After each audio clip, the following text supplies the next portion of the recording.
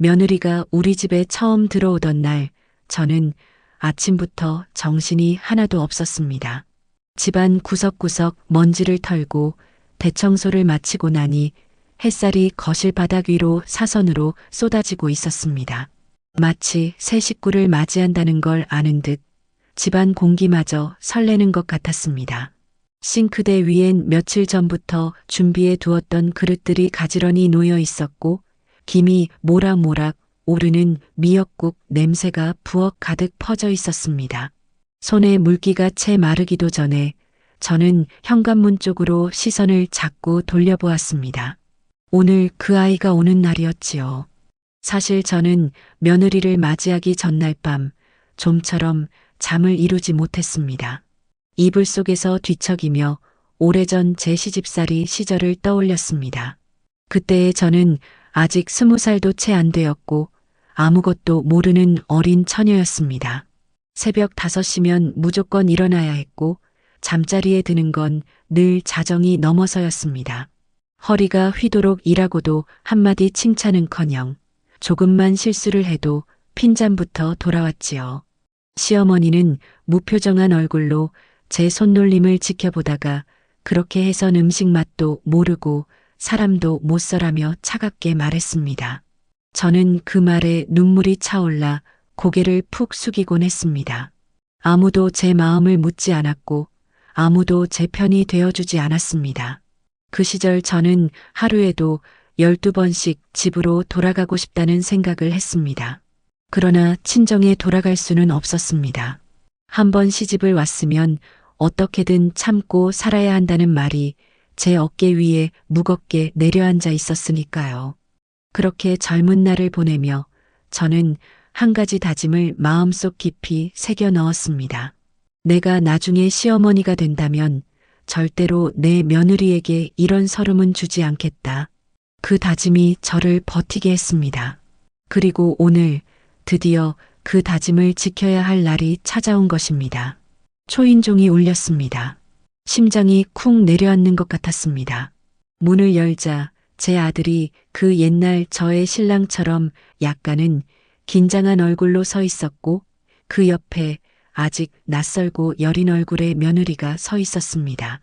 두 손을 가지런히 모은 채 조심스럽게 미소를 지으며 고개를 숙였습니다.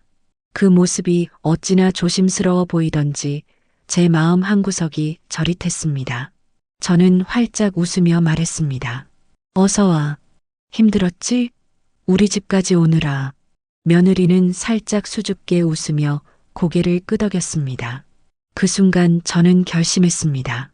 이 아이에게만큼은 절대로 내가 겪었던 시집살이를 물려주지 않겠다. 거실로 들어오는 며느리의 발걸음은 마치 낯선 땅을 밟는 듯 조심스러웠습니다. 작게 들리는 힐끄는 소리조차 제 귀에 생생히 남았습니다. 아들은 괜히 허둥대며 며느리의 짐을 들고 왔다 갔다 했습니다. 저는 그 모습을 보며 속으로 웃었습니다. 젊은 부부의 어색한 공기 속에 이 집의 공기까지 낯설게 변하는 듯 했습니다. 그날 저녁 저는 일부러 큰 상을 차렸습니다. 평소보다 더 많은 반찬을 만들었지요. 며느리의 입맛에 맞을까 고민하며 된장의 간을 여러 번 보았고 나물에 숨을 죽이는 시간도 조심스레 조절했습니다. 상 위에 김이 모락모락 오르는 미역국과 갓 지은 흰쌀밥, 윤기 흐르는 불고기를 올려놓았을 때 저는 조금 들뜬 기분이었습니다. 식탁에 앉은 며느리는 여전히 긴장한 얼굴이었지만 조심스럽게 젓가락을 들어 한 입 한 입 먹기 시작했습니다. 저는 그런 며느리를 힐끗 보며 입맛에 맞니? 하고 물었습니다. 며느리는 작게 고개를 끄덕이며 네, 맛있어요 라고 대답했습니다. 그 말 한마디가 어찌나 고맙던지 가슴이 따뜻해졌습니다. 첫날 밤 며느리는 아들과 함께 2층 방에 들어갔습니다. 그 방은 원래 아들이 쓰던 방이었지만 몇 달 전부터 며느리를 위해 새로 꾸며두었습니다. 커튼을 바꾸고 벽지를 바르고 새 이불을 장만했지요. 며느리가 방에 들어가자마자 침대 위에 앉아 긴장을 풀며 숨을 고르는 모습이 문틈 사이로 살짝 보였습니다. 저는 그 모습을 보며 다시 한번 다짐했습니다. 이 아이가 우리 집에서 불편하지 않게 내 딸처럼 편히 지내게 해줘야지. 그 다음 날 아침 저는 평소처럼 일찍 일어나 부엌으로 향했습니다. 습관처럼 쌀을 씻고 국거리를 준비하며 자연스럽게 며느리를 떠올렸습니다. 이제부터는 한 집에서 지내는 가족이니 아침도 같이 먹어야지. 혹시 낯설어 할까, 괜히 눈치 볼까 걱정이네. 그런 생각을 하며 밥상을 차려놓았는데 한참이 지나도 며느리는 방에서 나오지 않았습니다. 아들이 먼저 나와 부엌에 들어오더니 멋쩍게 웃으며 말했습니다. 어머니, 얘 아직 잠이 덜 깼대요. 아침은 나중에 먹는다네요.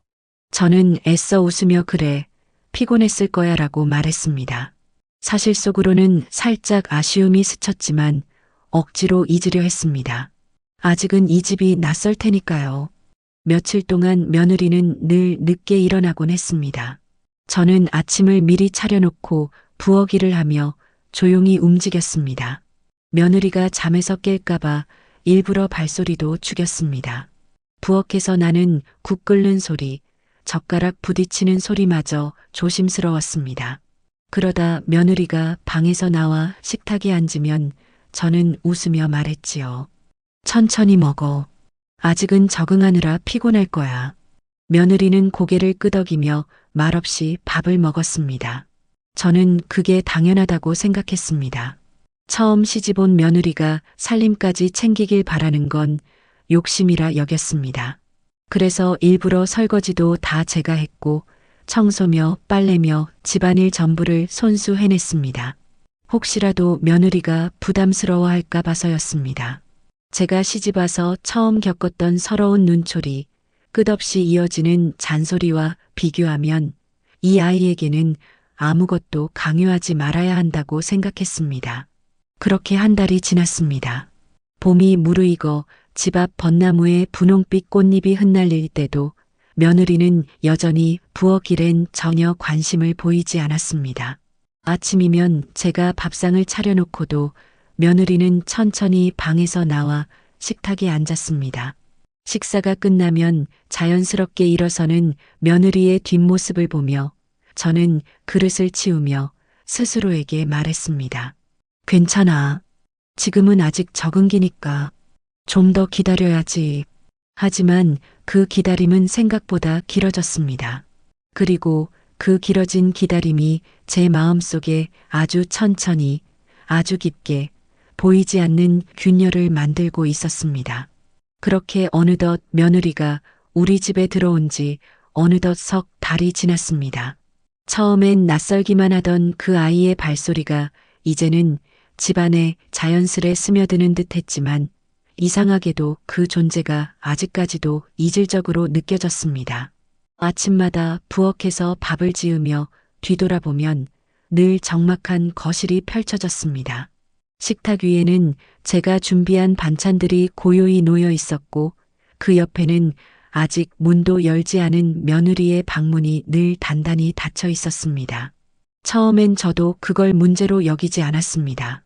낯선 집, 낯선 가족 속에서 조금은 자기만의 시간이 필요할 것이라 생각했지요. 아직은 우리 집의 생활 리듬을 몰라서 아니면 혹시 마음의 준비가 덜 되어 있어서일 수도 있겠다 싶었습니다. 그래서 저는 일부러 더 말을 아꼈습니다. 굳이 부엌으로 불러내지도 않았고 억지로 뭘 시키지도 않았습니다. 오히려 제가 먼저 챙겨주고 싶었습니다. 이 집은 부담스러운 곳이 아니라 쉬어갈 수 있는 집이다라는 걸 느끼게 해주고 싶었지요. 그런데 이상한 건 그 시간이 지나도 며느리는 조금도 변하지 않았습니다. 보통은 같이 지내다 보면 눈치껏 조금씩 움직이는 법인데 그 아이는 전혀 그럴 기미가 없었습니다. 밥을 먹고 난 뒤 설거지를 한 번쯤 해볼 법도 한데 식사를 마치면 아무렇지 않게 방으로 들어가 버렸습니다. 식탁 위엔 늘 제가 치워야 할 그릇들이 남았습니다.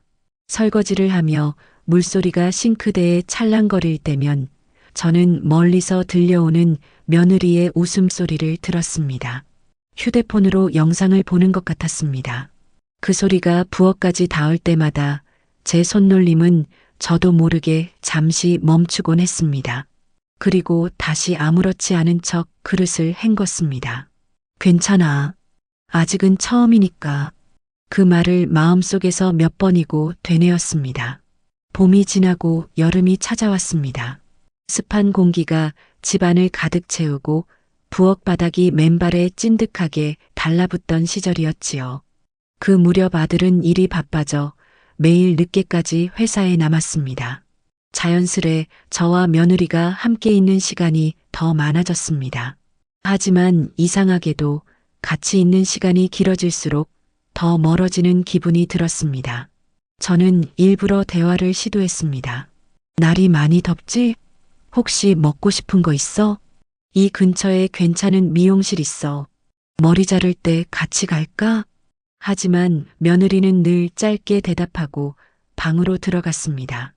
그 아이의 뒷모습을 바라보며 저는 문득 며느리가 우리 집을 아직도 자신의 집으로 여기지 않는 것 같다는 생각이 들었습니다. 그날 이후 저는 부엌에 서서 음식을 하며 자꾸만 생각에 잠기곤 했습니다. 나는 저 아이에게 너무 서둘렀던 걸까? 혹시 내가 다 해주는 걸 당연하게 여기게 만든 건 아닐까? 조금은 일을 맡겨봤어야 했나? 이런 생각들이 국물 위로 피어오르는 김처럼 자꾸만 올라왔습니다. 하지만 그런 생각을 하다가도 저는 고개를 저었습니다. 아니야. 서두르면 안 돼. 아직은 지켜볼 때야. 그 말로 스스로를 달랬습니다. 그러던 어느 날이었습니다. 그날은 제가 몸이 좋지 않아 아침을 좀 늦게 준비했습니다. 밤새 속이 쓰려 거의 한숨도 못 잤지요. 겨우 기운을 내어 부엌에 나와 보니 아들은 출근 준비로 분주했고 며느리는 여전히 방 안에 있었습니다. 저는 평소처럼 밥을 짓기 시작했지만 손끝이 힘이 없었습니다. 쌀을 씻다가 그릇을 놓쳐 바닥에 떨어뜨렸고 그 소리에 아들이 놀라 뛰어왔습니다. 어머니 괜찮아요? 괜찮다, 괜찮아. 그냥 손이 미끄러졌어. 그렇게 대답했지만 제 목소리는 힘이 없었습니다. 그때 아들이 며느리 방을 두드리며 말했습니다. 여보, 어머니 좀 도와드려. 잠시 뒤 며느리가 문을 열고 나왔습니다. 하지만 그 아이는 제 얼굴을 한번 쓱 바라보더니 아무 말 없이 냉장고에서 물 한 컵을 꺼내 마시고는 다시 방으로 들어갔습니다. 그 뒷모습을 보며 저는 멍하니 서 있었습니다. 아들은 당황한 듯 어깨를 으쓱하고 출근을 서둘렀습니다. 그날 저는 혼자 부엌에 서서 솥뚜껑에서 피어오르는 김을 바라보다가 천천히 주저앉아 버렸습니다. 가슴속 깊은 곳에서 어떤 묵직한 감정이 올라왔습니다. 슬픔인지 허무함인지 저도 정확히는 알 수 없었습니다. 그날 저녁 아들이 늦게 들어오자 며느리는 그제야 방에서 나왔습니다. 둘이 식탁에 마주 앉아 이런저런 대화를 나누며 웃고 있었습니다. 그 웃음소리가 저를 더 초라하게 만들었습니다. 저는 살짝 미소를 지으며 설거지를 하다가 젖은 손을 앞치마에 닦으며 몰래 한숨을 쉬었습니다. 나는 대체 이 집에서 어떤 존재일까? 그 생각이 저를 한없이 작게 만들었습니다. 여름이 지나고 가을이 왔습니다. 아침 저녁으로 서늘한 바람이 불기 시작했지만 제 마음속은 묘하게 뜨겁고 답답했습니다. 그 무렵 며느리는 점점 더 방에 머무는 시간이 길어졌습니다. 가끔 거실에 나와도 휴대폰만 들여다보다가 이내 방으로 들어가곤 했습니다. 가끔은 아들이 퇴근하기도 전에 저녁을 미리 차려놓아야 했습니다. 그럴 때면 며느리는 식탁에 앉아 조용히 밥을 먹고 방으로 들어가 버렸습니다. 설거지는 언제나 제 몫이었습니다. 그릇에 맺힌 물방울을 닦으며 저는 문득 제 젊은 시절이 떠올랐습니다. 그땐 설거지를 늦게 끝내면 시어머니의 날카로운 시선이 등을 찔렀지요. 그 시선이 너무 무서워 손이 떨리던 기억이 아직도 선명했습니다. 그 기억을 떠올리자 지금의 며느리를 대하는 제 태도가 어쩐지 더 이상하게 느껴졌습니다. 나는 왜 이렇게까지 애쓰고 있을까? 그 질문이 제 마음에 처음으로 자리 잡았습니다. 그리고 그 질문은 하루가 다르게 조금씩 무게를 늘려갔습니다. 며느리가 우리 집에 들어온 지 꼭 1년이 되는 날, 저는 조용히 거실에 앉아 있었습니다. 창밖으로는 낙엽이 바람에 휘날리며 떨어지고 있었고, TV에서는 난 뉴스가 희미하게 흘러나왔습니다. 그 소리가 마치 다른 세상의 이야기처럼 멀게 느껴졌습니다. 제 옆자리엔 아무도 없었고, 부엌 싱크대 위엔 며느리가 먹고 남긴 그릇이 그대로 놓여 있었습니다. 저는 그 그릇을 한참이나 바라보다가 천천히 자리에서 일어났습니다. 그리고 부엌으로 걸어가며 아주 조용히 중얼거렸습니다. 언제까지 이렇게 살아야 할까?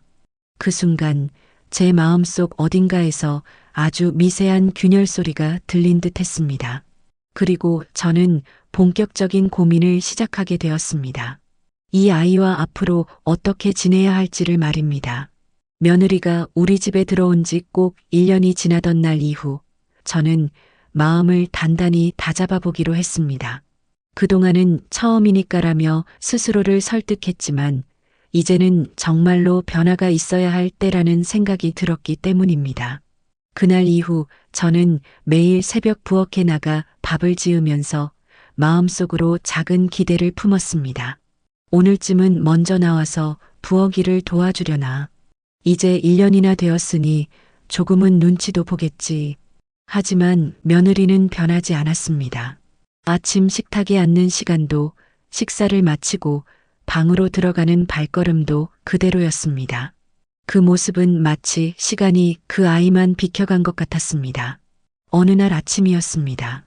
전날 밤부터 몸살 기운이 있어 끙끙 앓고 있었는데 새벽녘에 억지로 몸을 일으켜 부엌으로 나갔습니다. 쌀을 씻다가 팔이 후들거려 싱크대에 잠시 몸을 기대었지요. 그때 며느리가 방에서 나왔습니다. 저는 순간 반가운 마음에 얼굴을 들었습니다. 드디어 먼저 나왔구나. 하지만 며느리는 제 얼굴을 힐끗 보고는 아무 말 없이 식탁에 앉았습니다. 눈도 제대로 뜨지 않은 채 휴대폰 화면을 바라보며 하품을 했습니다. 저는 아무렇지 않은 척 웃으며 밥상을 차려주었지만 그 순간 마음속 어딘가가 스르륵 식어버리는 기분이 들었습니다. 식사를 마친 며느리는 역시나 그릇을 그대로 두고 자리에서 일어났습니다. 그릇 위에 밥풀 몇 알이 흩어져 있는 걸 보며 저는 젓가락을 들다가 잠시 멈췄습니다. 그 아이의 뒷모습을 바라보다가 저도 모르게 한숨이 새어나왔습니다. 싱크대에 그릇을 옮기며 조심스레 포개 놓는데 그릇끼리 부딪히는 소리가 유난히 크게 들렸습니다. 그 소리가 제 마음 한구석을 찌르는 듯 했습니다. 그날 오후 저는 마당에 빨래를 널며 오랜만에 하늘을 올려다보았습니다. 초여름의 햇살이 눈부셨고 바람에 흔들리는 이불 사이로 파란 하늘이 드러났습니다. 그 모습을 보며 잠시 멍해졌습니다. 이불 사이로 스며드는 햇살은 따뜻했지만 제 마음은 그만큼 따뜻하지 않았습니다. 나는 언제부턴가 늘 지쳐 있었고 늘 허전했습니다.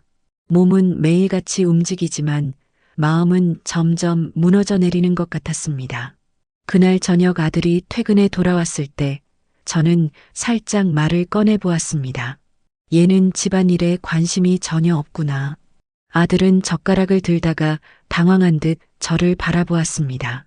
아직은 좀 어색해서 그런 걸 거예요. 천천히 하겠죠? 저는 그 말에 대답하지 않았습니다. 사실 저는 아들도 어느 정도 눈치채고 있을 거라고 생각했습니다. 하지만 아들은 일부러 그 사실을 외면하는 듯 보였습니다. 아들의 그런 모습이 더 서운했습니다. 며느리는 여전히 변함이 없었습니다. 주말에도 방에만 머물렀고 함께 거실에 있어도 말없이 휴대폰만 만지작거렸습니다. 가끔 제가 부엌에서 뭔가를 떨어뜨리거나 물건을 옮기느라 허리를 부여잡고 있을 때도 그저 스쳐 지나갈 뿐이었습니다. 예전 같았으면 한마디라도 건넸을 텐데 이제는 그런 기대조차 하지 않게 되었습니다. 대신 저는 묵묵히 집안을 돌보았습니다. 부엌일, 빨래, 청소, 장보기, 반찬 만들기 모든 게 제 몫이었습니다. 며느리가 아무것도 하지 않는데도 이상하지 않게 여겨지는 것, 그게 제겐 더 이상한 일이었습니다. 가을이 깊어가고 저녁 바람이 차가워졌습니다. 저는 어느 날 아침 마당에 쌓인 낙엽을 쓸며 문득 이런 생각이 들었습니다. 나는 대체 왜 이 아이에게 이렇게까지 맞춰야 하지? 그 생각이 머릿속에 떠오르자 한동안 빗자루질이 멈췄습니다. 낙엽 위로 햇살이 비치며 반짝였지만 제 마음은 도무지 반짝이지 않았습니다. 오히려 서글펐습니다. 그날 밤 저는 방에 혼자 앉아 오래도록 창밖을 바라보았습니다. 바람이 커튼을 살짝 흔들었고 그 부드러운 소리에 마음이 한없이 가라앉았습니다. 내가 너무 착각했던 걸까? 이 아이가 언젠간 자연스럽게 집안일을 맡아줄 거라고 그건 내 바람일 뿐이었나? 그 생각에 가슴이 서늘해졌습니다. 며느리가 우리 집에 들어온 지 벌써 1년이 넘었지만 그 시간 동안 저는 혼자서 모든 걸 해내고 있었습니다. 그리고 그 사실을 며느리는 전혀 미안해하지도 고마워하지도 않았습니다. 그 무심함이 제게는 가장 큰 상처였습니다. 며느리는 점점 더 당당해졌습니다. 처음엔 조심스럽게 웃으며 눈치를 보던 아이였는데 이제는 식탁에 앉아 휴대폰을 보며 아무렇지 않게 밥을 먹고 남은 밥그릇을 식탁에 그대로 두고 방으로 들어갔습니다. 그 모습이 익숙해질수록 제 마음속엔 설명할 수 없는 허전함이 자리를 잡았습니다. 마치 이 집에서 저 혼자만 제자리 걸음을 하고 있는 것 같았습니다. 그리고 저는 결국 마음속으로 작게 결심했습니다. 이제는 한 번쯤 이야기를 해야겠다. 그동안 꾹꾹 눌러 참았던 말들을 꺼내야 할 때가 온 것 같았습니다. 그렇지 않으면 저는 이 집에서 점점 더 작아지고 점점 더 사라질 것 같았으니까요. 그날 저녁 저는 식탁 위에 밥을 차려놓고 며느리가 나오기를 기다렸습니다. 며느리는 언제나처럼 느긋하게 방에서 나와 식탁에 앉았습니다. 저는 한참을 멀뚱히 바라보다가 천천히 입을 열었습니다. 너 이제 1년이 넘었는데 집안일에 조금은 관심을 가져야 하지 않겠니? 제 목소리는 최대한 부드럽게 내려고 애썼지만 떨림을 감출 수 없었습니다. 며느리는 젓가락을 멈추고 제 얼굴을 바라보았습니다. 그리고는 아무렇지 않게 말했습니다. 저는 집안일을 잘 못해요. 제가 하면 오히려 방해만 될 것 같아요. 그 순간 제 마음속에서 무언가가 뚝하고 부러지는 소리가 들린 것 같았습니다. 저는 아무 말 없이 식탁 위의 국을 바라보았습니다. 김이 모락모락 피어오르고 있었지만 그 따뜻한 김이 제 마음속까지는 닿지 않았습니다. 그날 밤 저는 한참을 잠들지 못했습니다. 등 뒤에 느껴지는 적막한 방의 공기가 낯설었습니다. 며느리의 그 말이 자꾸 귀에 맴돌았습니다. 방해만 될 것 같아요. 그 말은 마치 제 노고를 한순간에 무의미하게 만드는 것 같았습니다. 그리고 저는 아주 천천히, 아주 조용히 마음속에 굳은 결심 하나를 세우기 시작했습니다. 이제는 더 이상 이렇게 살 수 없겠다는 결심이었습니다. 며느리와 나눈 그 대화 이후 저는 며칠 동안 말수가 부쩍 줄었습니다. 부엌에서 밥을 지을 때도 마당에서 빨래를 널 때도 마음이 자꾸만 허전하고 공허했습니다. 예전에는 국물이 끓는 소리만 들어도 마음이 푸근했는데 요즘은 그 소리마저 공허하게 들렸습니다. 그릇끼리 부딪히는 소리, 바닥을 쓸 때 나는 빗자루 소리조차 공기 속에 메아리처럼 흩어졌습니다. 그 사이로 방 안에서 들려오는 며느리의 웃음소리가 낯설게 섞여들었습니다. 그 웃음소리가 더 이상 집안의 일부처럼 느껴지지 않았습니다. 아들은 여전히 바빴습니다. 매일같이 늦게까지 일하다가 집에 들어와 피곤한 얼굴로 소파에 쓰러졌습니다. 그런 아들을 보며 저는 한편으로 마음이 짠했고 한편으로는 더 외로워졌습니다. 아들이 바쁘다는 걸 알면서도 왠지 모르게 왜 아무 말도 하지 않을까라는 서운함이 마음속에서 피어올랐습니다. 며느리와 나 사이에 흐르는 묘한 거리감을 아들도 느끼고 있을 텐데 왜 모른 척하는 걸까? 그 생각이 들 때마다 한숨이 절로 나왔습니다. 그날 저녁이었습니다. 저는 평소보다 조금 늦게 저녁을 준비했습니다. 몸이 무거웠고 마음도 무거웠습니다. 국을 끓이며 뒤돌아보니 며느리가 거실 소파에 누워 휴대폰을 들여다보고 있었습니다. 아들은 아직 퇴근 전이었지요. 식탁에 국과 반찬을 하나둘 올려놓고 저는 잠시 멈춰섰습니다. 그리고 조심스레 며느리를 불렀습니다. 얘야, 잠깐만 여기 좀 올래? 며느리는 고개를 들더니 귀찮다는 듯 몸을 일으켰습니다. 식탁에 앉은 그 아이를 바라보며 저는 깊게 숨을 들이쉬었습니다. 그리고 천천히 말을 꺼냈습니다. 너 지난번에도 말했지만 집안일에 조금은 관심을 가져줬으면 좋겠구나. 이제 시집 온 지도 1년이 넘었고 이 집도 내 집이잖니. 며느리는 제 말을 잠시 듣더니 천천히 고개를 저었습니다. 어머님, 저는 진짜 살림을 할 줄 몰라요. 제가 하면 오히려 더 번거로우실 거예요. 차라리 어머님이 하시는 게 빠르잖아요. 그 말에 저는 숨이 턱 막히는 것 같았습니다. 가슴속 어딘가에서 오래 눌러왔던 무언가가 부서지는 소리가 들렸습니다. 저는 잠시 말이 나오지 않아 식탁 위의 국만 멍하니 바라보았습니다. 김이 올라오며 제 눈앞을 흐리게 했습니다. 한참을 그렇게 있다가 저는 처음으로 목소리를 높였습니다. 내가 못하는 게 아니라 안 하는 거야. 처음부터 못하면 배우려는 마음이라도 있어야지. 제 목소리가 떨렸습니다. 며느리는 놀란 듯 눈을 크게 떴지만 곧바로 차갑게 말했습니다. 저는 배울 생각도 없어요. 살림은 어머님이 하시던 일이잖아요. 저까지 억지로 하라고 하시면 전 부담스러워요. 그 말은 제 마음을 단번에 무너뜨렸습니다. 살림이 억지로 시키는 일이라는 그 말에 지난 수십 년간 제가 이 집을 지탱해온 시간들이 한순간에 부정당하는 듯 했습니다. 숨이 막혔습니다. 하지만 이상하게도 눈물은 나지 않았습니다. 대신 가슴속에서 뜨거운 무언가가 치밀어 올랐습니다. 저는 식탁에 놓인 젓가락을 내려놓으며 조용히 말했습니다. 그래, 알았다. 이제부턴 나도 내 일만 하마. 며느리는 그 말을 듣고도 아무 말하지 않았습니다. 그저 천천히 자리에서 일어나 방으로 들어가 버렸습니다. 그 뒷모습을 보며 저는 한동안 움직일 수 없었습니다. 방 안으로 사라지는 그 아이의 발소리가 이상하리만치 뚜렷하게 귀에 남았습니다. 그날 밤 저는 방에 혼자 앉아 오랫동안 잠을 이루지 못했습니다.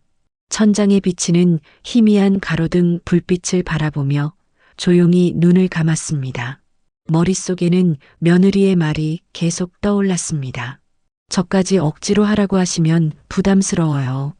그 말이 가시처럼 박혀서 숨을 쉴 때마다 마음이 쓰렸습니다. 저는 결국 마음속으로 아주 작지만 단단한 결심을 했습니다. 앞으로는 절대 이 아이를 위해 살림을 하지 않겠다고. 그게 제가 지켜낼 수 있는 유일한 존엄일 것 같았습니다. 그리고 다음 날 아침 저는 처음으로 밥상을 차리지 않았습니다. 그 다음 날 아침 저는 평소보다 늦게 일어났습니다. 눈을 뜨자마자 부엌에서 들려오던 밥 짓는 소리가 없었습니다.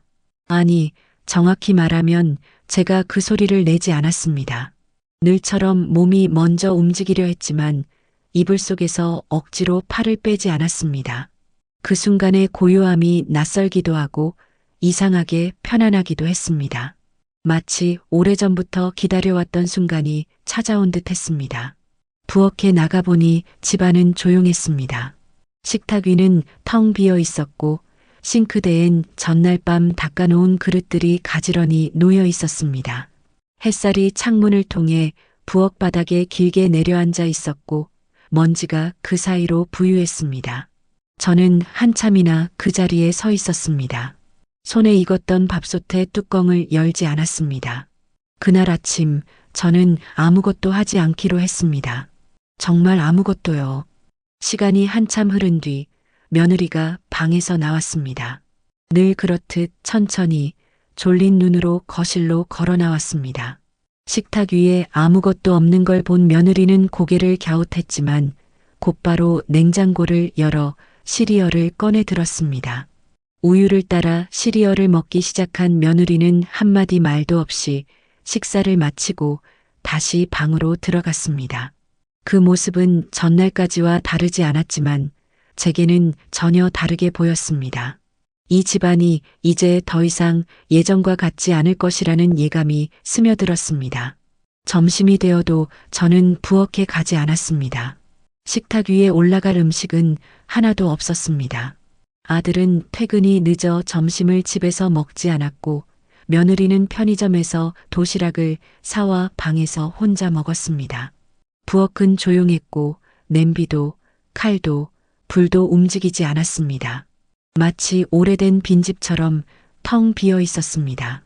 저녁이 가까워지자 아들이 퇴근에 들어왔습니다.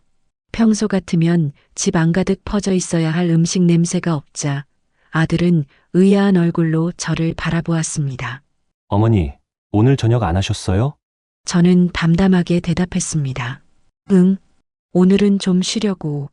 아들은 놀란 듯 했지만 곧 말없이 고개를 끄덕였습니다. 잠시 후 아들은 휴대폰을 들고 뭔가를 고르더니 배달 음식을 주문했습니다. 치킨이 도착하자 며느리는 방에서 나와 자연스럽게 식탁에 앉았습니다. 아들과 며느리는 치킨을 먹으며 대화를 나눴지만 저는 식탁에 앉지 않았습니다. 거실 소파에 앉아 조용히 그 광경을 바라볼 뿐이었습니다. 며칠이 그렇게 흘렀습니다. 저는 밥상을 차리지 않았고 설거지도 하지 않았습니다. 빨래도 개지 않았습니다. 부엌의 가스레인지는 멈춘 채 먼지가 내려앉았고 싱크대에는 하루 이틀씩 쌓여가는 빈 컵과 그릇들이 놓였습니다. 처음엔 며느리가 눈치를 보는 듯 했지만 곧 아무렇지 않게 배달 음식을 시켜 먹기 시작했습니다. 쓰레기 봉투는 점점 늘어났고 설거지거리는 그대로 방치됐습니다. 거실 바닥엔 먼지가 쌓이기 시작했고 소파 위엔 아들의 재킷과 며느리의 가방이 어질러져 있었습니다. 그럼에도 저는 움직이지 않았습니다. 손끝 하나 까딱하지 않았습니다. 저녁 무렵 아들은 조심스럽게 물었습니다. 어머니, 요즘 몸이 많이 안 좋으세요? 저는 고개를 저었습니다. 몸은 괜찮아. 그냥 이젠 나 혼자 살림하는 게 힘들어서. 그 말을 들은 아들은 잠시 말이 없었습니다. 그리고 고개를 끄덕이며 방으로 들어갔습니다. 그 뒷모습이 어딘가 작아 보였습니다.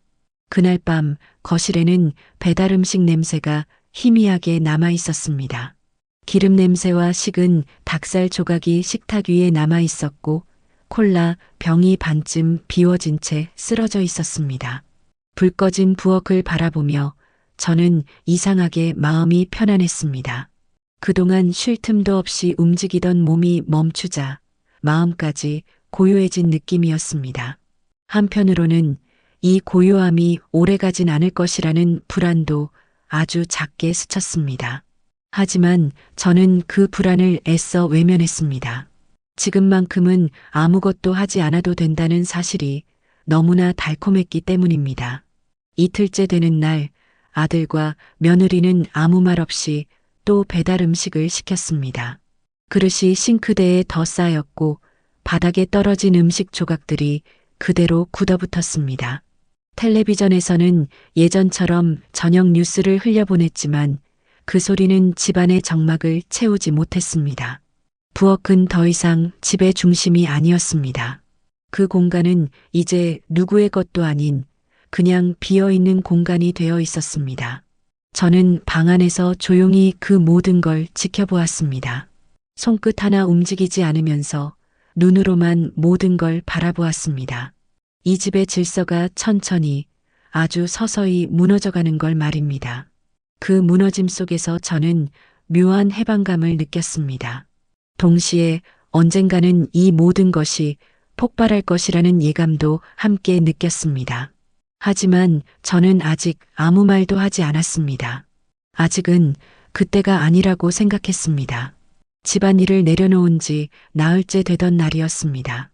아침 햇살이 거실 창문으로 비스듬히 들어와 바닥에 길게 들이우고 있었지만 집안은 이상하리만치 조용했습니다. 식탁 위엔 전날 밤 배달시켜 먹고 남은 빈 용기들이 그대로 쌓여 있었고 싱크대에는 기름때가 낀 그릇들이 미처 씻기지 않은 채 방치되어 있었습니다. 평소 같으면 새벽부터 부엌에서 들려왔을 칼질 소리, 국물이 끓는 소리, 젓가락 부딪히는 소리가 사라지자 집안은 마치 사람 사는 집 같지 않았습니다. 그 고요함이 처음엔 낯설었지만 이제는 조금씩 익숙해지고 있었습니다. 그게 오히려 더 섬뜩하게 느껴졌습니다. 남편은 처음 이틀간은 별다른 말을 하지 않았습니다. 그저 저를 슬쩍 바라보다가 이내 시선을 피하곤 했습니다. 하지만 셋째 날부터는 퇴근 후에 혼자 라면을 끓여 먹기 시작했습니다. 처음엔 서툴러 냄비를 태우기도 하고 물을 넘치게 하기도 했지만 이제는 제법 익숙한 손놀림으로 라면을 끓였습니다. 그릇에 면발을 옮기고 김치를 꺼내놓는 그의 움직임은 어딘가 어색하면서도 묘하게 단단해 보였습니다. 그 모습이 낯설었습니다. 한평생 제가 돌보던 남자가 제 눈앞에서 아무렇지 않게 라면을 끓여 먹고 있다는 사실이 이상하게 가슴을 서늘하게 만들었습니다. 아들은 점점 더 무심해졌습니다. 퇴근하고 들어와도 부엌 쪽을 거의 보지 않았습니다. 예전엔 집에 오자마자 부엌으로 들어와 제가 차려놓은 밥상을 보며 어머니 고생 많으셨어요 라고 말하던 아이였습니다.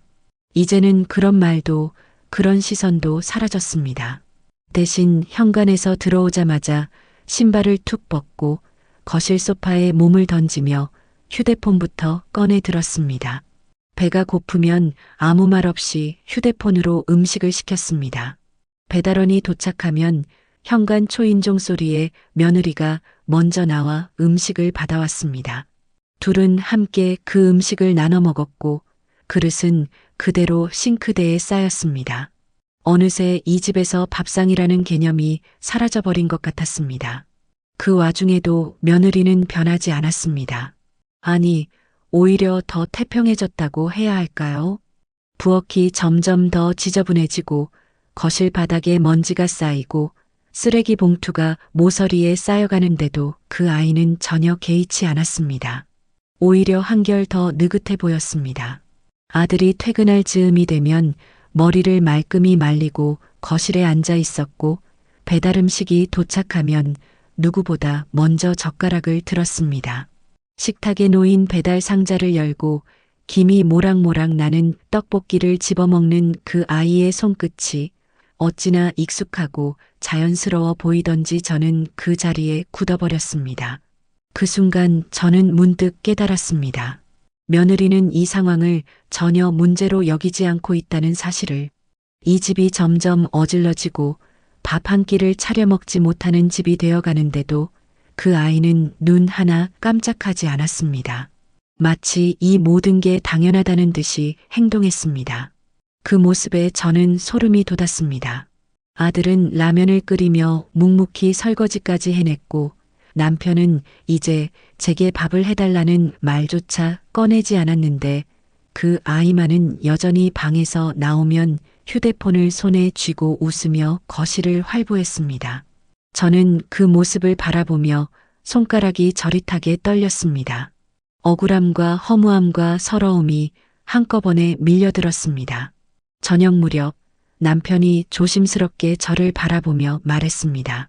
여보, 이제 좀 다시 시작하면 안 되겠나? 집이 너무... 그 말에 저는 조용히 고개를 저었습니다. 당신들은 이제 잘하고 있잖아요. 나 없어도 밥도 먹고 설거지도 하고.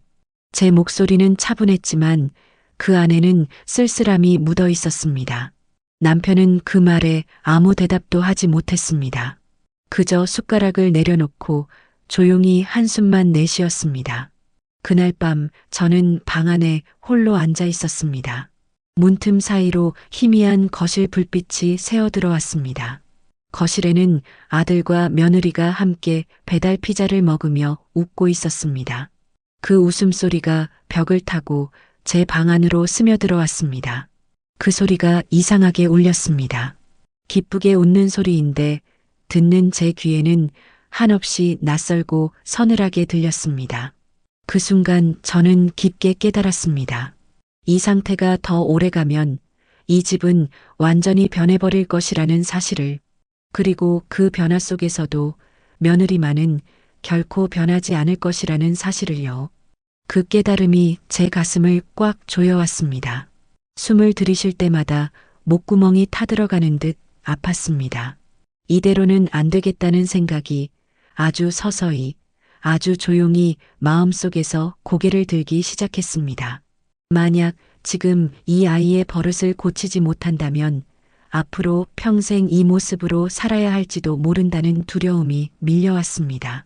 저는 그날 밤 한참 동안 불 꺼진 방 안에서 눈을 감지 못했습니다. 어두운 천장을 바라보며 처음으로 진지하게 고민했습니다. 이 아이와 더 이상 한 집에서 지낼 수 없을지도 모른다는 생각을요. 그날 이후로 저는 하루하루가 더 견디기 힘들어졌습니다.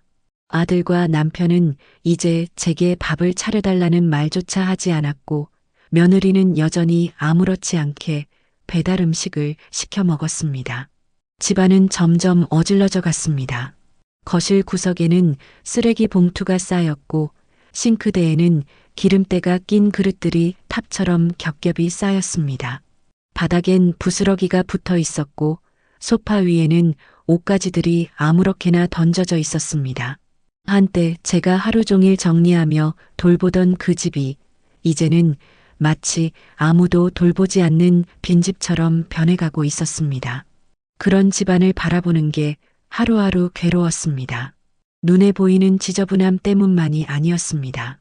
그보다는 이 집에서 제가 더 이상 필요하지 않다는 사실을 매일 실감하게 되는 것이 더 괴로웠습니다. 모두가 저 없이도 잘 지내고 있었고 저만 멈춰 있는 것 같았습니다. 저만 외톨이처럼, 이 집의 그림자처럼 존재하는 기분이었습니다. 어느 날 아침 저는 부엌에 나가 한참을 서 있었습니다. 햇살이 창틀을 타고 부엌 바닥에 내려앉았고 그 위로 먼지가 부유하고 있었습니다. 싱크대 위엔 며칠째 씻기지 않은 접시와 젓가락들이 굳어붙어 있었습니다. 그 모습을 바라보는데 문득 이런 생각이 들었습니다. 이 집에 내가 있을 이유가 뭐지? 그 생각이 스치자 가슴이 텅 비어버린 듯 했습니다. 손끝까지 힘이 빠져나가 저는 싱크대에 몸을 기대고 한참을 움직이지 못했습니다. 그날 오후 방에 들어와 서랍을 열었습니다. 서랍 속에는 오래전부터 차곡차곡 넣어두었던 제 옷가지들이 있었습니다. 그 중에서도 계절마다 내려가며 입던 두툼한 스웨터 한 벌과 손때가 묻은 얇은 면 잠옷을 꺼냈습니다. 작은 여행 가방에 그것들을 조심스럽게 접어 넣었습니다. 가방이 반쯤 찼을 때 저는 한참 동안 멍하니 앉아 있었습니다. 정말로 떠나야 하는 걸까? 이게 옳은 선택일까? 수십 번을 머릿속으로 되뇌었지만 결국 마음은 한 방향으로만 기울고 있었습니다. 더는 여기서 견딜 수 없다는 생각뿐이었습니다. 저녁 무렵 남편이 퇴근해 돌아왔습니다. 현관문이 열리고 남편의 발자국 소리가 들려왔지만 저는 방에서 나오지 않았습니다. 대신 조용히 문을 열어 작은 목소리로 말했습니다. 나 잠깐 큰 집에 좀 내려갔다 오려고 해. 남편은 뜻밖이라는 듯 저를 바라봤습니다. 갑자기 왜? 저는 애써 미소를 지으며 대답했습니다. 그냥 조금 쉬고 싶어서. 여기 있으면 계속 마음이 복잡해. 남편은 아무 말도 하지 않았습니다. 한참 동안 저를 바라보다가 결국 고개를 천천히 끄덕였습니다. 그 순간 제 마음 어딘가가 툭 하고 내려앉는 듯 했습니다. 남편이 말리지 않았다는 사실이 오히려 제 결심을 더욱 굳게 만들었습니다. 밤이 깊어 모두 잠든 후 저는 조심스럽게 방에서 나와 가방을 들었습니다. 거실 불은 꺼져 있었고 TV 앞 테이블 위에는 아들과 며느리가 먹다 남긴 배달 음식 용기들이 놓여 있었습니다. 기름기 묻은 포크와 젓가락들이 아무렇게나 흩어져 있었고 식지 않은 피자 한 조각이 그대로 남아 있었습니다. 그 모습을 보며 저는 잠시 걸음을 멈췄습니다. 이 집을 떠나는 것이 슬프기도 했지만 더 이상 미련은 없었습니다. 이제는 제 마음을 지키는 게 먼저라는 생각뿐이었습니다. 현관문을 열자 서늘한 밤 공기가 쏟아져 들어왔습니다. 바깥 공기는 오랜만에 맡아보는 듯 상쾌했습니다. 저는 조심스럽게 문을 닫고 천천히 걸음을 옮겼습니다. 발자국 소리가 계단에 맴돌았지만 아무도 일어나지 않았습니다. 아무도 저를 붙잡지 않았습니다. 그 사실이 왠지 모르게 서글펐습니다. 버스 정류장에 도착했을 때 밤하늘에는 별이 희미하게 빛나고 있었습니다. 저는 벤치에 앉아 한참 동안 숨을 고르며 하늘을 올려다보았습니다. 도시에 있을 땐 보이지 않던 별들이 그날따라 유난히 또렷하게 보였습니다. 그리고 그 순간 저는 처음으로 가슴이 편안해지는 걸 느꼈습니다. 무겁던 어깨가 조금은 가벼워진 듯 했습니다. 이제 정말로 떠나는구나 하는 실감이 났습니다. 버스에 올라타자 차창 밖으로 아득히 멀어져가는 아파트 단지가 보였습니다. 불 꺼진 우리 집 창문도 보였습니다. 그 창문을 바라보며 저는 조용히 눈을 감았습니다. 모든 소음이 멀어지고 오직 버스의 진동만이 몸을 감싸고 있었습니다. 그 순간 지난 수십 년간 이 집을 지탱하며 살림을 해온 제 삶이 영화처럼 스쳐 지나갔습니다. 그리고 마지막으로 이런 생각이 들었습니다. 이제는 나를 위해 살아야겠다. 버스는 천천히 시골 큰 집을 향해 달렸습니다. 버스에서 내리자 공기가 확연히 달랐습니다. 한여름의 열기가 빠져나간 들판 위로는 선선한 바람이 불어왔고 그 바람이 제 머리칼을 살짝 건드렸습니다. 멀리서 들려오는 매미 소리와 풀벌레 소리가 마음을 간지리는 듯 했습니다. 도시에서라면 늘 서둘러 걷던 발걸음이 이곳에서는 저절로 느려졌습니다. 그냥 바람을 맞으며 천천히 걷고 싶었습니다. 큰 집 마당에 들어서자 오래된 나무 대문이 삐걱이며 열렸습니다. 한동안 아무도 살지 않았던 터라 마당엔 잡초가 무성하게 자라 있었고 현관 앞 화분에는 말라붙은 흙이 그대로 남아 있었습니다. 하지만 그 황량한 모습마저도 이상하게 반갑게 느껴졌습니다. 그곳은 한때 제 어린 시절을 온전히 품었던 곳이었으니까요. 저는 마루에 가방을 내려놓고 먼지가 쌓인 방 안으로 천천히 들어갔습니다. 공기 속에는 희미하게 나무 냄새가 배어 있었습니다. 그 냄새가 제 마음을 묘하게 안정시켰습니다. 처음 며칠간 저는 아무것도 하지 않았습니다. 그저 마당 평상에 앉아 바람을 쐬며 하루 종일 멍하니 하늘만 바라보았습니다. 도시에서는 하루도 빠짐없이 무언가를 해야 한다는 압박 속에 살았지만 이곳에서는 시간이 천천히 흘렀습니다. 아침이면 새소리에 눈을 떴고 저녁이면 노을빛이 마당을 붉게 물들이는 것을 바라보며 하루를 마무리했습니다. 그 단순한 흐름이 제 마음을 조금씩 가볍게 만들었습니다. 몸도 마음도 점점 느슨해지고 있었습니다. 사흘째 되는 날 저는 오래된 부엌을 청소하기 시작했습니다. 먼지와 거미줄을 털어내고 물을 길어다 바닥을 닦았습니다. 허리를 굽히고 걸레질을 하면서도 이상하게 피곤하지 않았습니다. 도시에서는 하루 종일 집안을 돌보면서도 늘 지쳐 있었는데 이곳에서는 오히려 몸이 가벼웠습니다. 아무도 재촉하지 않았고 아무도 제게 기대하지 않았기 때문이었습니다. 그 사실이 제 마음을 한없이 자유롭게 만들었습니다. 일주일쯤 지났을 때였습니다. 저는 마당에 피어난 봉숭아 꽃을 바라보며 손톱에 물을 들릴까 말까 고민하고 있었는데 대문 쪽에서 인기척이 들렸습니다. 천천히 고개를 돌리니 남편과 아들이 서 있었습니다. 두 사람 모두 평소보다 훨씬 수척해 보였습니다.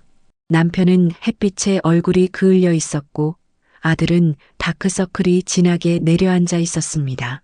그들의 얼굴을 보는 순간 제 가슴이 철렁 내려앉았습니다. 남편이 조심스럽게 다가와 제 옆에 앉았습니다. 여보, 여기 있었구만.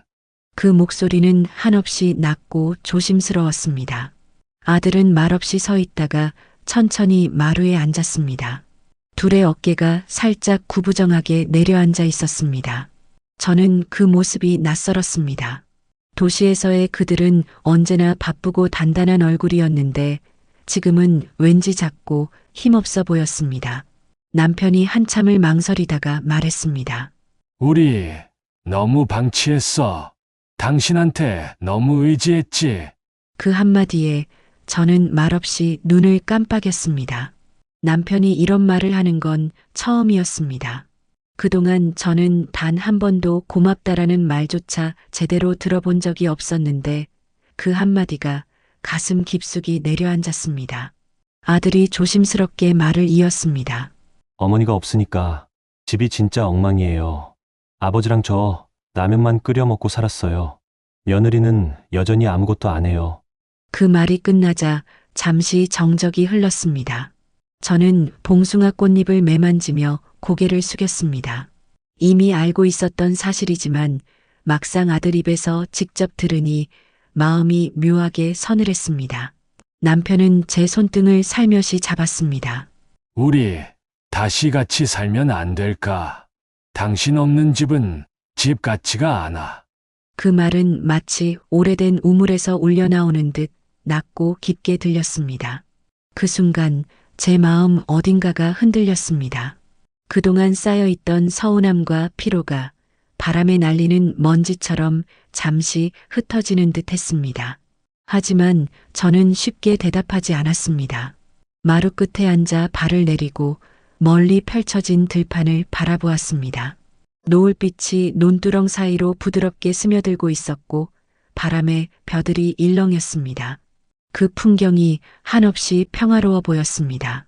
저는 낮게 숨을 내쉬며 말했습니다. 그 집으로 다시 돌아가면 모든 게 예전처럼 돌아갈까? 제 말에 남편과 아들은 아무 말도 하지 못했습니다. 그저 고개를 숙인 채 조용히 앉아 있었습니다. 세 사람 사이로 바람이 스쳐 지나갔습니다. 봉숭아 꽃잎이 한 장 떨어져 마당에 나뒹굴었습니다. 그날 밤 저는 오래된 큰 집의 마루에 앉아 한참을 생각했습니다. 별빛이 쏟아지듯 내려앉았고 귀뚜라미 소리가 고요한 밤을 채우고 있었습니다. 이곳에서 보내는 나날은 너무도 평화롭고 고요했습니다. 하지만 동시에 제 마음 한켠에서는 작게 불편한 울림이 일고 있었습니다. 아들과 남편의 얼굴, 그리고 그 집의 무너진 모습이 자꾸만 떠올랐습니다. 그 얼굴들 위로 겹쳐지는 것은 제가 떠나오기 전 마지막으로 본 그 지저분한 부엌의 모습이었습니다. 저는 그날 밤 쉽게 잠에 들지 못했습니다. 밤하늘의 별들이 눈부시게 빛나고 있었지만 제 마음속에는 또 다른 어두운 그림자가 드리워지고 있었습니다. 그리고 그 그림자 속에서 하나의 생각이 서서히 형태를 드러내기 시작했습니다. 다시 돌아가야 할까? 그 생각이 마음 한복판에 조용히 내려앉았습니다. 결국 저는 그날 밤 마루에 앉아 오래도록 고민하다가 마음을 굳혔습니다. 다음 날 새벽 아직 어스름이 채 거치지 않은 들판 위로 아침 안개가 깔려 있을 때 저는 천천히 큰 집 대문을 닫았습니다. 작은 가방을 들고 버스 정류장까지 걸어가면서도 발걸음은 망설이는 듯 느릿했습니다. 바람이 불 때마다 봉숭아 꽃잎들이 흩날렸고 그 꽃잎들이 마치 제 등을 살며시 떠미는 것 같았습니다. 이제는 가야 할 때라는 듯이 말입니다. 버스에 올라 도시로 돌아오는 내내 창밖을 바라보았습니다.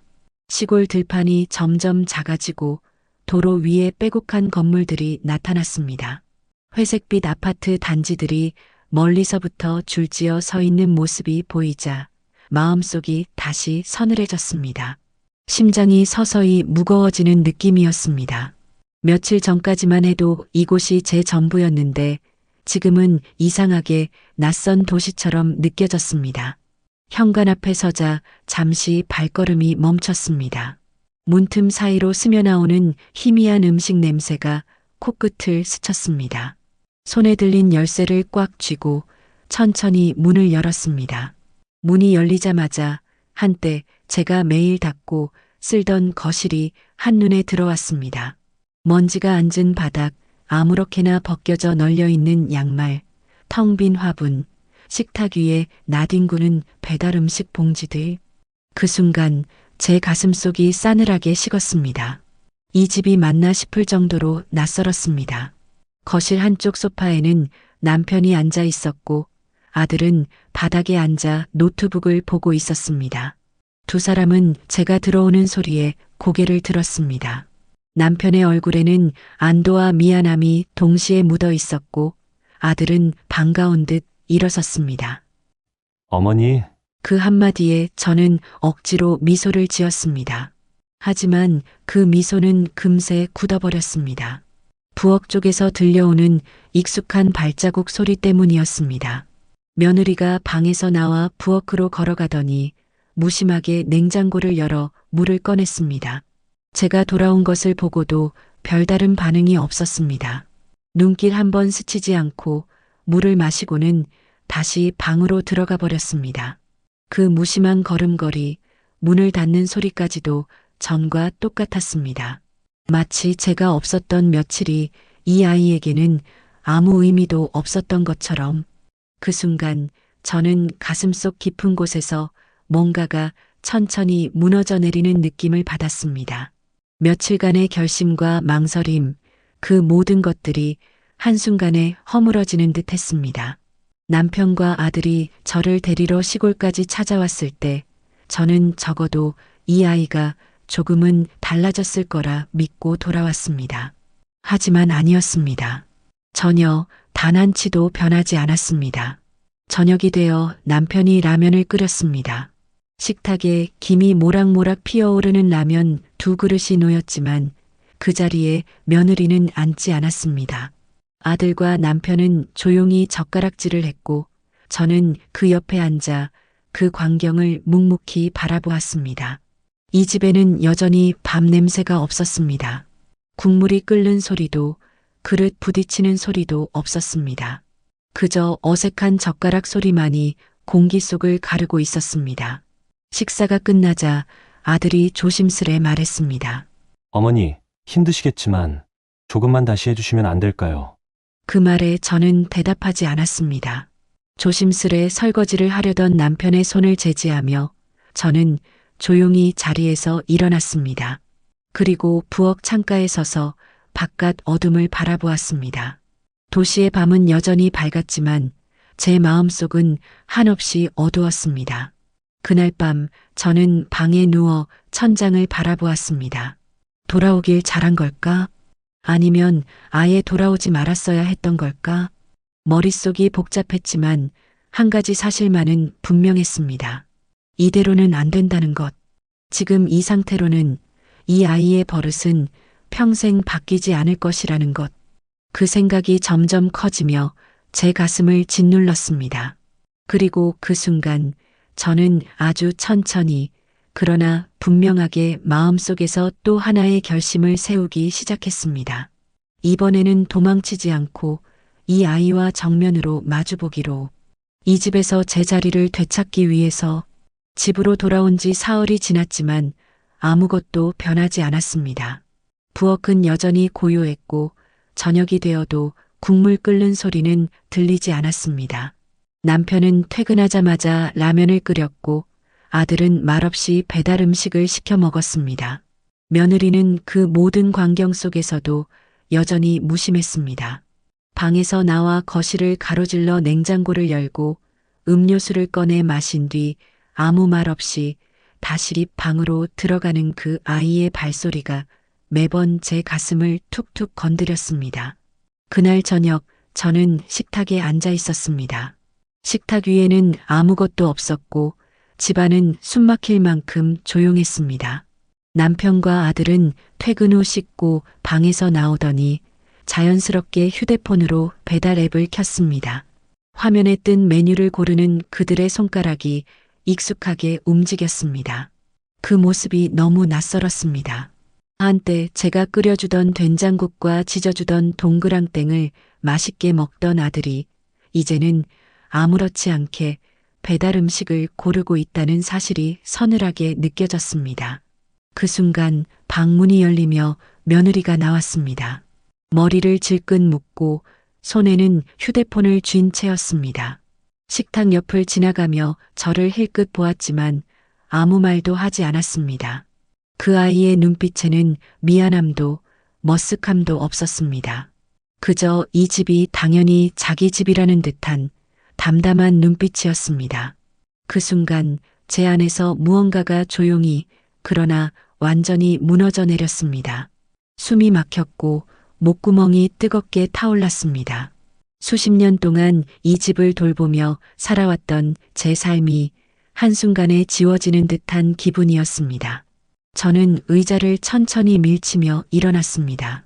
그리고 식탁 앞에 선 며느리를 향해 아주 낮은 목소리로 말을 꺼냈습니다. 너 이 집에 온 지 벌써 3년이 다 되어 가는데 아직도 아무것도 안 할 생각이니? 며느리는 잠시 멈칫하더니 고개를 들어 저를 바라보았습니다. 그 아이의 얼굴에는 놀람보다는 짜증에 가까운 표정이 스쳤습니다.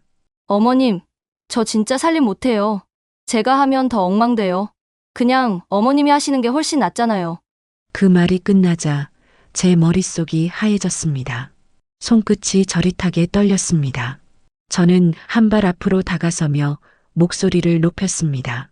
못하는 게 아니라 안 하는 거야. 처음부터 하려는 마음조차 없었잖니. 내가 아플 때도 밥을 차리라고 했지. 라면 하나도 못 끓이겠다더니 정작 너는 하루 종일 방에만 있었잖아. 목소리가 점점 떨리기 시작했습니다. 그 떨림이 분노인지 슬픔인지 저도 알 수 없었습니다. 며느리는 팔짱을 낀 채 한숨을 내쉬며 말했습니다. 저는 이 집 식모 아니에요. 집안일은 어머님 일이잖아요. 그 한마디에 제 속이 와르르 무너져 내렸습니다. 그동안 참고 눌러왔던 감정이 한꺼번에 치밀어 올랐습니다. 숨을 몰아쉬며 저는 식탁 위를 꽉 움켜쥐었습니다. 그리고 천천히 그러나 단단히 말을 뱉었습니다.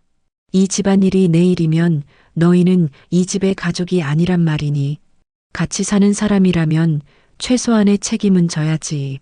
집안일이 싫으면 생활비라도 보태야지. 그 순간 옆에서 듣고 있던 아들이 놀란 눈으로 저를 바라보았습니다. 저는 그 시선을 피하지 않았습니다.